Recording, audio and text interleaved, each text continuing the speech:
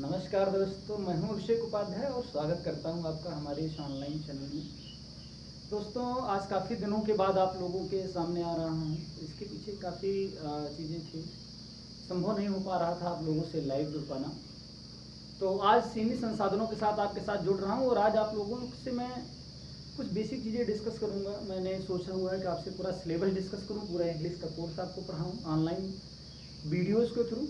लेकिन आज मैं एक बहुत ही बेसिक सा पॉइंट लेकर के आया हूँ जो बच्चों के लिए बहुत ज़रूरी होता है जानना, और बहुत सारे बच्चों को इसमें कन्फ्यूजन होती है और कहीं ना कहीं वो इसका गलत आंसर दे देते हैं। तो आइए हम लोग डिस्कस करते हैं वर्ब का वो टॉपिक जो हमारे लिए बहुत इम्पोर्टेंट होता है।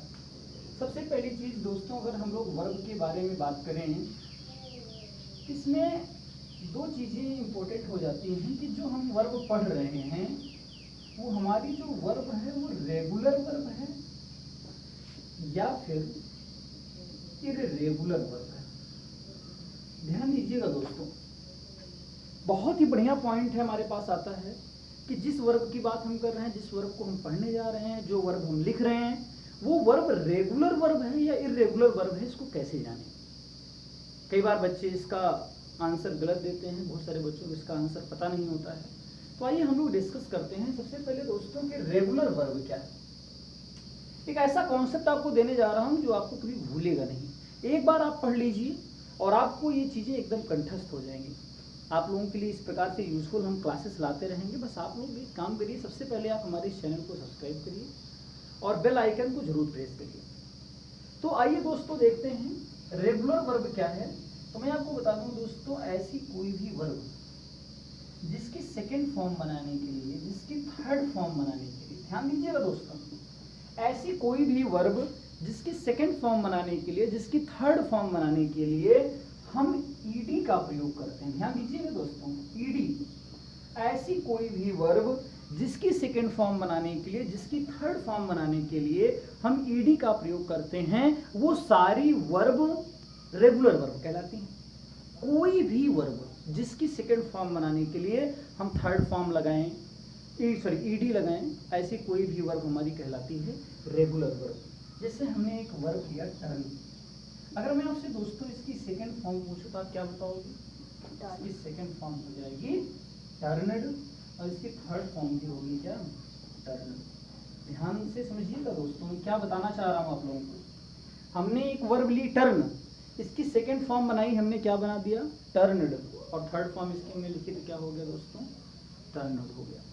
मतलब कि ऐसी कोई भी वर्ब जिसकी second form third form ED लगा करके बनाया जाए, हर वह वर्ब हमारी रेगुलर वर्ब कहलाती है। ठीक दोस्तों, इसमें हम बहुत सारे एग्जांपल्स ले सकते हैं। स्टॉप ले लो, स्टॉप्ड और स्टॉप्ड हो जाएगा। टर्न है, टर्नड और टर्न हो जाएगा। ऐसी बहुत सारी वर्ब्स हैं और जिनकी हम लोग जब सेकेंड फॉर्म बनाते हैं, थर्ड फॉर्म बनाते हैं, तो हमको ज़्यादा कुछ नहीं करना होता है, केवल हम ईडी लगा देते हैं और हमारी वर्ब की थर्ड फॉर्म सेकेंड फॉर्म बन जाती है।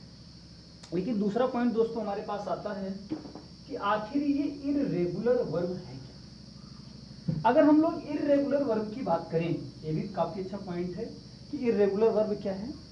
तो ऐसी कोई भी वर्ब जिसकी सेकेंड फॉर्म बनाने के लिए, जिसकी थर्ड फॉर्म बनाने के लिए हम ईडी का प्रयोग नहीं करते हैं। ऐसी कोई भी वर्ब जिसकी सेकेंड फॉर्म बनाने के लिए, जिसकी थर्ड फॉर्म बनाने के लिए हम ईडी का प्रयोग नहीं करते, बल्कि अन्य तरीकों का प्रयोग करते हैं। वो अन्य तरीके कुछ भी हो सकते हैं दोस्तों।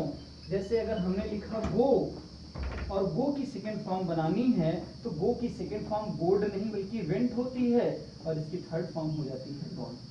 ध्यान से समझिएगा, बहुत इंपॉर्टेंट टॉपिक है जो मैं आपसे डिस्कस कर रहा हूँ। आज के बाद ये चीज़ आपको कभी परेशान नहीं करेगी दोस्तों। तो जब मैंने गो लिया तो गो की सेकेंड फॉर्म बनी क्या? वेंट। और थर्ड फॉर्म क्या बन गई दोस्तों? गॉन बन गई। मतलब कि यहाँ पर सेकेंड फॉर्म बनाने के लिए, यहाँ पर थर्ड फॉर्म बनाने के लिए हम लोग ईडी का प्रयोग नहीं कर रहे हैं, बल्कि हम वर्ब की सेकेंड फॉर्म थर्ड फॉर्म अलग तरीके से बना रहे हैं। अगर हम एक वर्ब लेते हैं ब्रेक, अच्छी वर्ब है दोस्तों। ब्रेक का मतलब होता है तोड़ना, और ब्रेक की अगर हम सेकेंड फॉर्म बनाएंगे तो ब्रेक की सेकेंड फॉर्म होती है दोस्तों ब्रोक, और इसकी थर्ड फॉर्म हो जाती है क्या? ब्रोकन। मतलब यहां पर भी हम क्या देख रहे हैं दोस्तों कि हम सेकेंड फॉर्म और थर्ड फॉर्म बनाने के लिए ईडी का प्रयोग नहीं कर रहे हैं, बल्कि हम अन्य तरीकों का प्रयोग करके हम इसकी सेकेंड फॉर्म या थर्ड फॉर्म बना रहे हैं।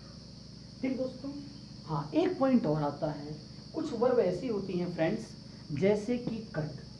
अगर हम ध्यान से देखें कट के बारे में, तो कट काफी अच्छी वर्ब है। हमने एक वर्ब ले लिया क्या, कट। अब अगर कट की हम आपसे सेकेंड फॉर्म पूछे तो आप क्या बताओगे दोस्तों? कट की सेकेंड फॉर्म भी होती है कट, और इसकी थर्ड फॉर्म भी क्या हो जाएगी फ्रेंड्स, कट। मतलब कि कट, कट और कट, यानी कट की सेकेंड फॉर्म और थर्ड फॉर्म दोनों होती है क्या, कट। मतलब कि यहाँ पर हमने क्या देखा फ्रेंड्स, कट, कट और कट। यहाँ पर ईडी लगा करके नहीं बनाया जा रहा है, बल्कि इनकी तीनों फॉर्म क्या होती हैं, सेम होती हैं। अब आप पूछोगे सर ये किस टाइप में जाएगा, ये रेगुलर वर्ब में जाएगा कि इरेगुलर वर्ब में जाएगा? हम आपसे बताएंगे कट जो है यह भी एक प्रकार की इरेगुलर वर्ब है, यह भी रेगुलर वर्ब नहीं होती है। तो देखिए दो चीज़ें हम लोगों ने देखी दोस्तों। पहला मैंने आपको बताया कि रेगुलर वर्ब और इरेगुलर वर्ब दो प्रकार की वर्ब होती हैं। ऐसी कोई भी वर्ब जिनकी सेकेंड फॉर्म, जिनकी थर्ड फॉर्म हम ईडी लगा करके बनाते हैं, वो सारी वर्ब हमारी होती हैं रेगुलर वर्ब। और ऐसी कोई भी वर्ब जिनकी सेकेंड फॉर्म, जिनकी थर्ड फॉर्म हम अन्य तरीकों से बनाते हैं, चाहे वह आपका जो है ब्रेक, ब्रोक और ब्रोकन हो, और चाहे वह तीनों फॉर्म सेम हो, ऐसी कोई भी वर्ब हमारी हो जाती है इरेगुलर वर्ब। हमको ये उम्मीद है दोस्तों कि आपने इस कॉन्सेप्ट को जरूर समझा होगा। आइए एक पॉइंट मैं आप लोगों से और डिस्कस करूंगा, काफी इंपॉर्टेंट है।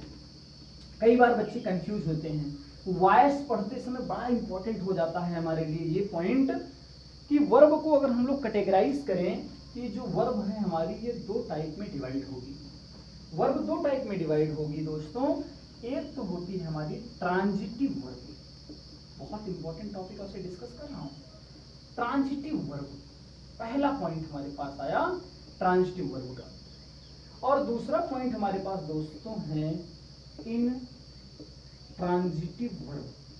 यहां पे देखिएगा, एक हो गया ट्रांजिटिव वर्ब और दूसरा हो गया क्या, इन ट्रांजिटिव वर्ब। ट्रांजिटिव वर्ब क्या है, इन ट्रांजिटिव वर्ब क्या है?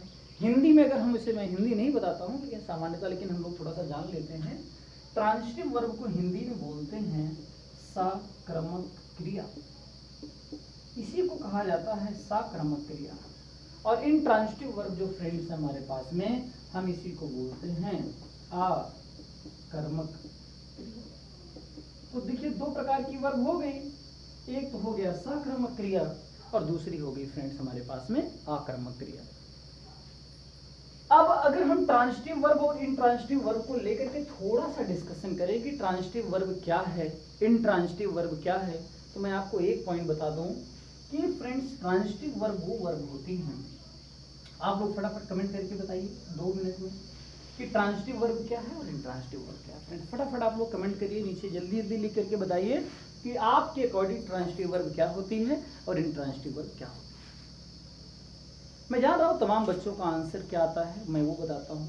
बच्चे कहते हैं सर ऐसी कोई भी वर्ब जिसके साथ ऑब्जेक्ट लिखा है वो ट्रांजिटिव वर्ब होती है। लेकिन फिर से ध्यान समझिएगा दोस्तों, हर वो वर्ब जिसके बाद ऑब्जेक्ट लिखा है वो जरूर ट्रांजिटिव वर्ब होती है, लेकिन कोई जरूरी नहीं है कि ऐसी वर्ब जिसके साथ ऑब्जेक्ट नहीं लिखा है वो इंट्रांजिटिव वर्ब है। मैं एक बहुत ही बेहतरीन टॉपिक, बहुत ही बेहतरीन तरीका बता रहा हूँ इसको आइडेंटिफाई करने का। ऐसी कोई भी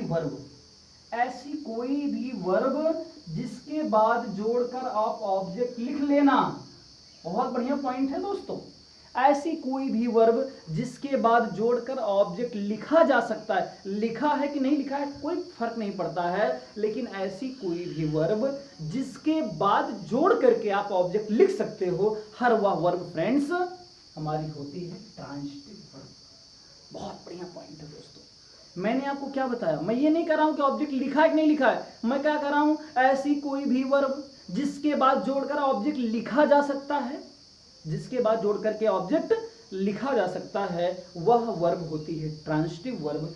दूसरी तरफ ऐसी कोई भी वर्ब जिसके साथ जोड़कर ऑब्जेक्ट नहीं लिखा जा सकता है, वह वर्ब हमारी हो जाएगी इंट्रांजिटिव।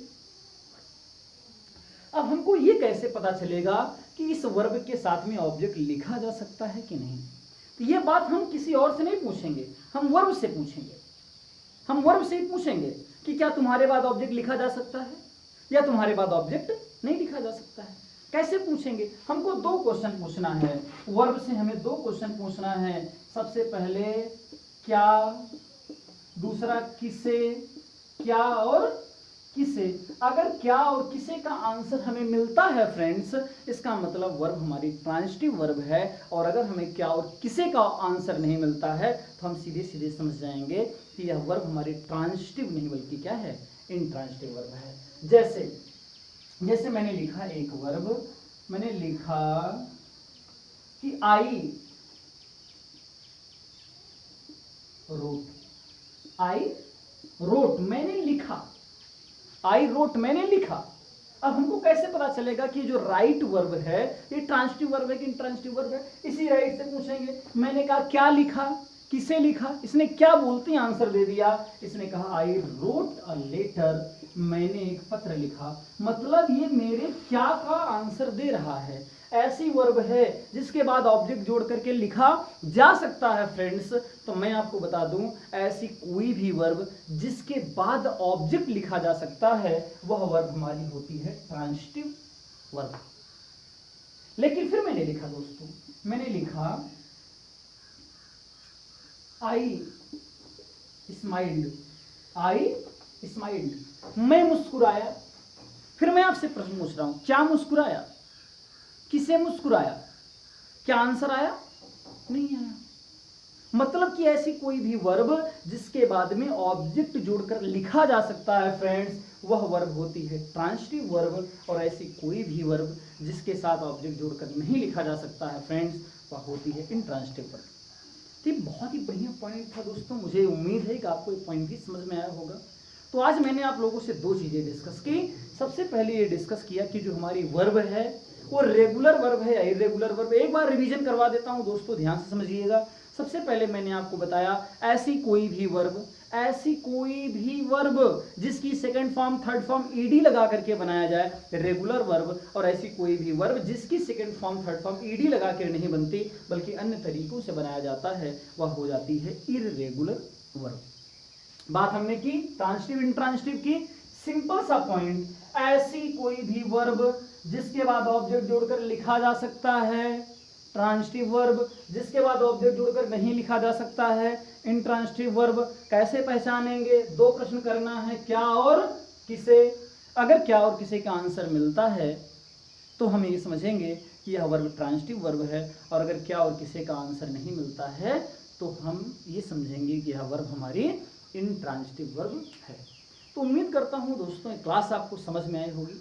अगर आपको ये क्लास समझ में आई है और चाहते हैं कि आप इस प्रकार की मैं और क्लासेस आपके लिए दूं, कौन सा टॉपिक आप पढ़ना चाहते हैं वो टॉपिक फटाफट अभी आप कमेंट बॉक्स में लिख करके बताइए। आपको क्लास कैसी लगी, आपको ये मेरी टीचिंग स्टाइल कैसी लगी, इसको भी फटाफट आप लोग कमेंट करके बताइए। अभी तक आपने अगर हमारे चैनल को सब्सक्राइब नहीं किया दोस्तों, फटाफट चैनल को सब्सक्राइब करिए। वीडियो पसंद आया हो तो लाइक करिएगा। और कोई अगर आपके सुझाव हैं तो उनको फटाफट कमेंट बॉक्स में लिख करके बताइएगा। मैं इस प्रकार से रेगुलर आपको क्लासेस देता रहूँगा, मुझे मेरा आपसे वादा है। Thank you very much friends.